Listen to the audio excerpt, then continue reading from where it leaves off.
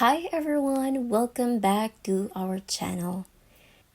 Do you have someone that you want to block on Facebook but don't know how to do it? Don't worry, I got you. Today we're gonna learn how to block someone on Facebook. It's super easy.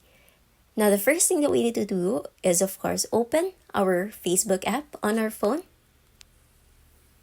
Next is you need to search that person. And what you're gonna do is to click on the three dots located beside the message, tap on it, and you will see block option here. You need to tap on block and click block to confirm.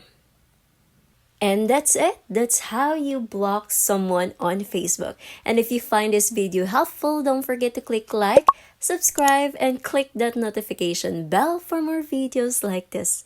Thanks for watching.